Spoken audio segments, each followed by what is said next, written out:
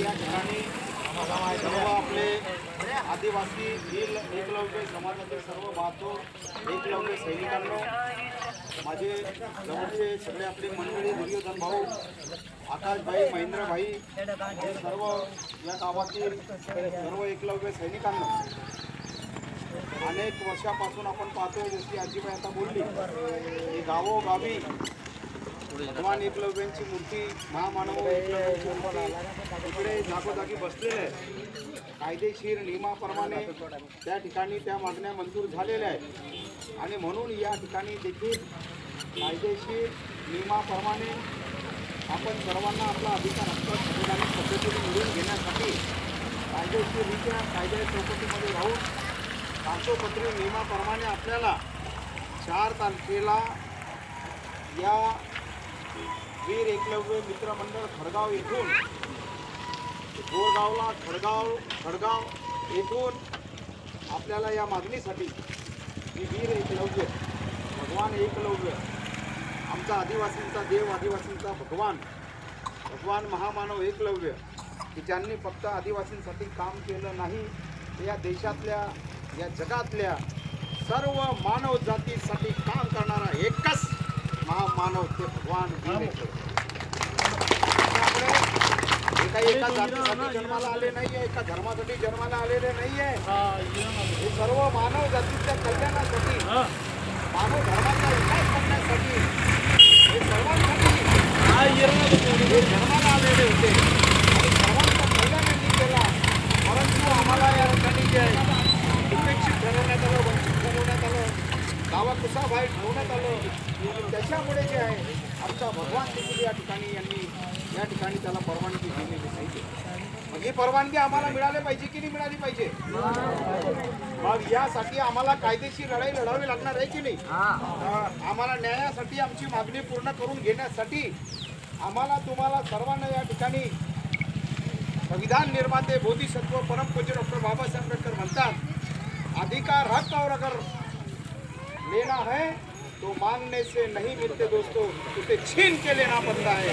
भगवान एकलव्य और वीर एकलव्य, महामानव आदिवासियों के भगवान वीर एकलव्य, इनका मुद्दा भी हम लोग अधिकार और यही के ऊपर हम लोग जो है उस डिमांड को लेकर के मागणी पूर्ण करण्यासाठी चलो पैदल लॉन्ग मार्च खडगाव गोरगाव ते तहसील कचेरी पंचायत समिती व्हिडिओ यासाठी कोण तयार आहे? पायदळ चालण्यासाठी सर्वच तयार आहे.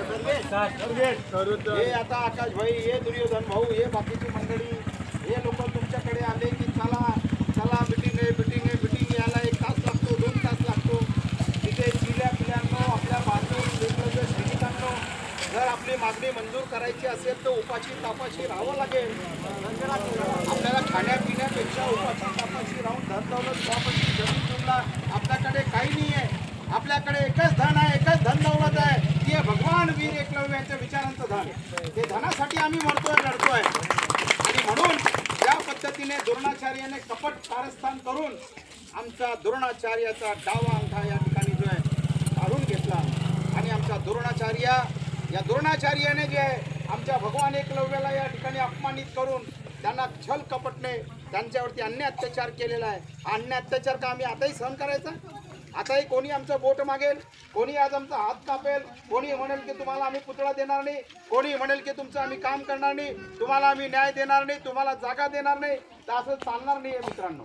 अनेक आमदार, अनेक खासदार, अनेक मंत्री, अनेक अधिकारी, अनेक मोठमोठे लोक तुम्ही निवडून दिले ना, का वोट हमारा राज तुम्हाला फुकटामध्ये मतदान घेता. आणि जेव्हा आमच्या भिन्न समाजाला, आदिवासी समाजाला काही द्यायची वेळ येते त्यावेळेस मात्र म्हणता की आमच्याकडे काही नाही. हे चालणार नाही. चित्र बदललं पाहिजे, हे परिस्थिती बदललं पाहिजे.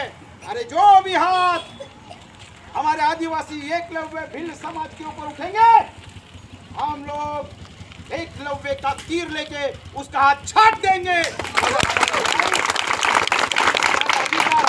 हम लोग लड़के रहेंगे।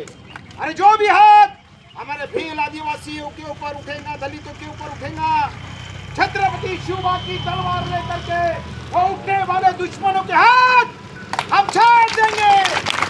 अरे हम लोग के साथ नहीं सहेंगे। और क्या मांगे? अरे हम लोग खड़े ना यार। अरे आमदार खासदार मंत्र्यांनो, अरे आमची तुमची मुलगी बी मागत नाही, तुमची बायको बी मागत नाही रे। आम्ही फक्त पुतळा मागतो भगवान एकलव्य। आम्ही तुमची धनदौलत मागत नाही, आमची प्रॉपर्टी जमीन जुमला मागत नाही, आम्ही तुमची खुर्ची मागत नाही, तुमचं पद मागत नाही, सत्ता संपत्ती पैसा मागत नाही। आम्ही मागतो तर भगवान एकलव्यचा पुतळा आम्हाला देऊन टाका, हेच मागतो ना। तुमची धनदौलत प्रॉपर्टी जमीन जुमला मागत नाही, अरे घरकुल मिळत नाही, जमीन जुमला मिळत नाही, भगवान एकलव्यचा पुतळा मिळत नाही, आम्हाला न्याय मिळत नाही, गरिबांना छत मिळत नाही,